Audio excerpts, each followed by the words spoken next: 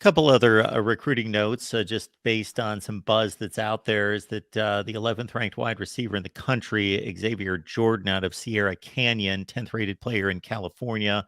He's a top 75 player in the nation, according to 247 Sports. He caught 20 touchdowns, 83 catches last year. He's leaning heavily and could be the second commit in the USC class of 2024. And five-star linebacker Deuce Robinson is still out there for the 2023 class. And he's the number one tight end in the nation out of Arizona.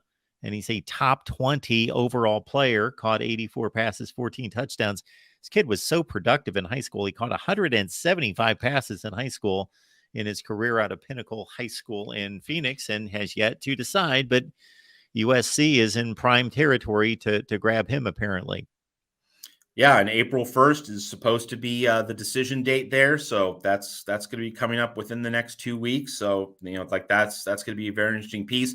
And I think with Deuce Robinson being a tight end, but also being viewed as the best tight end on the board right now, one of the things that's been mentioned at USC spring ball, and I mean as you mentioned, the spring break recently, so like there hasn't been a ton of activity recently, but one of the things that happened in the first week of spring ball, and just in terms of the coaches reacting and processing the situation in front of them, like their depth at wide receiver, like they don't have the same number of bodies that they did last year. So like getting Deuce Robinson in terms of just having another piece of the puzzle, like that would, I mean, I know he's in the tight end room, but like from what I've seen and for what I've read about Deuce Robinson, that like he wouldn't be just your classic, blocking and short pass catching tight end. Like he would be a field expanding tight end, maybe the way Kyle Pitts was a field expanding tight end at Florida. Basically a wide receiver playing the tight end position.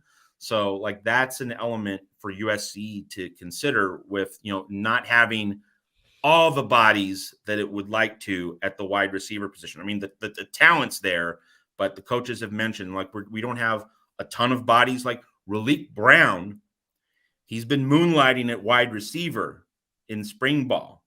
So like that is, I think, an extension of the reality that USC doesn't have as many wide receivers getting reps.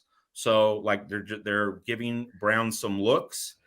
It's also a product of Marshawn Lloyd earning rave reviews, and you have Austin Jones there as a dependable guy. So, it really does seem that Raleek Brown, he's going to be used interchangeably. He's going to be placed all over the field rather than being a between the tackles setback all the time. Like so that's an interesting note from USC spring ball in terms of how the coaching staff is coaching players and juggling reps on the practice field. And so the Deuce Robinson recruitment, there's an angle there because USC doesn't have quite as many bodies right now in the spring as the coaches would ultimately prefer. The other piece to note here is that you have the transfer portal window in early May. And of course, USC got Jordan Addison in the May portal window 1 year ago. So, USC is bound to make at least another addition there